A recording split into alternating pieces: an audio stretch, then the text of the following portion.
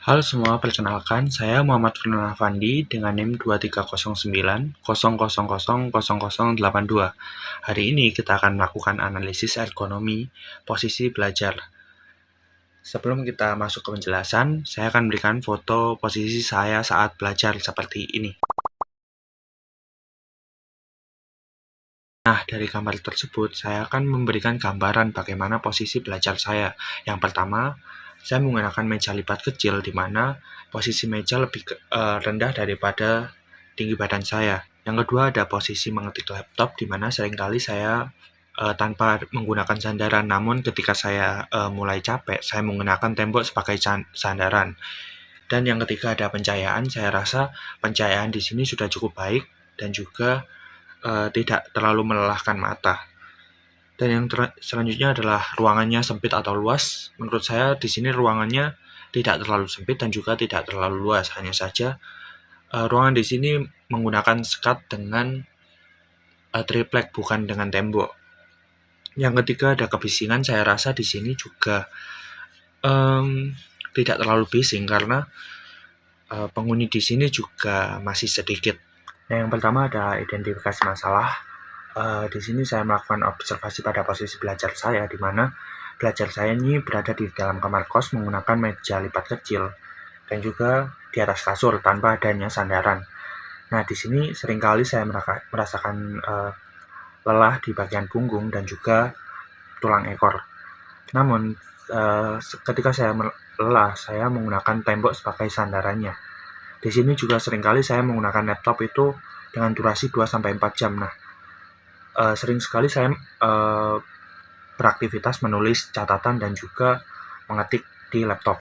Selanjutnya ada tiga faktor resiko utama, di mana yang pertama adalah punggung membungkuk, di mana ketiadaan sandaran memaksa otot punggung saya ini menahan beban gravitasi secara statis.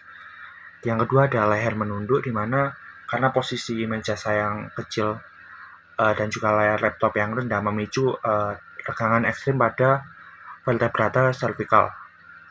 Dan yang ketiga ada landasan yang labil, di mana saya menggunakan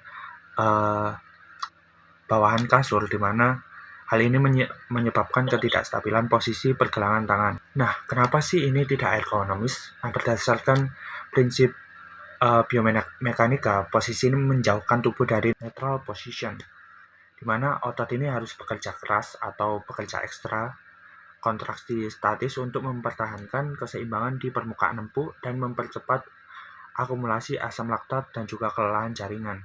Selanjutnya adalah analisis beban kelelahan, di mana di sini terdapat dampak fisik, mental, dan juga emosional. Yang pertama adalah kelelahan fisik atau fisikal.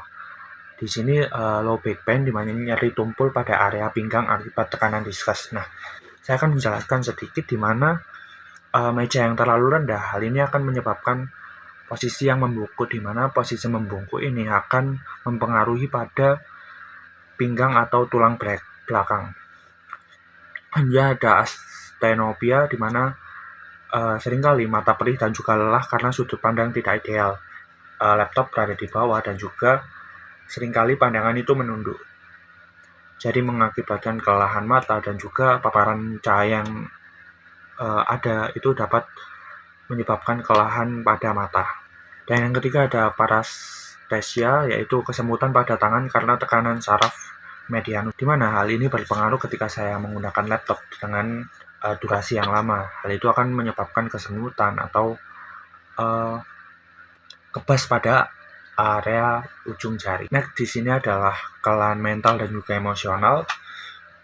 Saya rasa beban mental yang ada yaitu konsentrasi menurun drastis karena otak membagi energi untuk memproses sinyal rasa sakit dan juga otot, di mana seringkali saya merasakan beban mental antara capek dan juga tugas yang ada, di mana hal itu menimbulkan kurangnya fokus dalam mengerjakan tugas. Selanjutnya ada dampak emosional, di mana meningkatkan rasa jenuh, iritabilitas, mudah marah, dan juga penurunan motivasi belajar secara signifikan.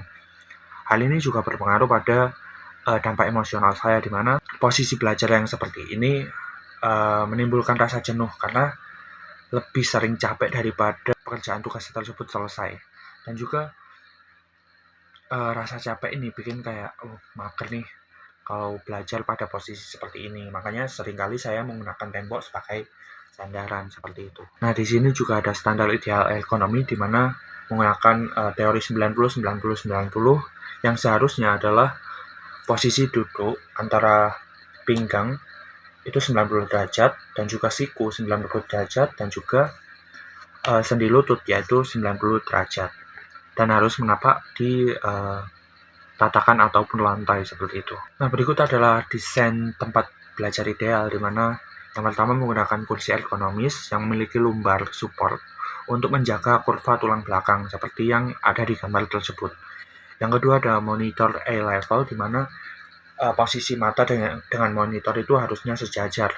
Yang ketiga ada meja stabil di mana meja memiliki landasan keras untuk menjamin akurasi gerakan tangan. Dan terakhir adalah peregangan. Nah, peregangan ini diterapkan istirahat secara singkat ketika kita sudah mengalami kelelahan seperti itu. Nah, selanjutnya adalah optimalisasi faktor lingkungan. Yang pertama, di sini ada aspek lingkungan seperti pencahayaan, suhu, dan ventilasi, kebisingan, atau penataan barang. Solusi ergonomisnya di sini pencahayaan di mana kita butuh cahaya untuk belajar pribadi yaitu task lighting ataupun lampu meja. Yang kedua ada suhu dan ventilasi di mana aliran udara harusnya lancar antara 22 sampai 24 derajat Celcius. Yang ketiga ada kebisingan di mana menggunakan peredam atau white noise yang bermanfaat untuk meningkatkan fokus kognitif. Dan yang keempat ada penataan barang di mana zona jangkauan harus efisien, tidak boleh terlalu dekat dan juga tidak boleh terlalu jauh. Hal ini bermanfaat untuk mengurangi gerakan yang berlebihan. Nah, untuk suhu dan juga pencahayaan tadi, pencahayaan berfungsi untuk mencegah kelelahan mata dan juga suhu dan ventilasi menjaga kesegaran otak. Untuk kesimpulannya adalah transformasi dari belajar di atas kasur menuju setup ergonomis bukan sekedar kenyamanan, melainkan investasi kesehatan jangka panjang dan produktivitas yang optimal.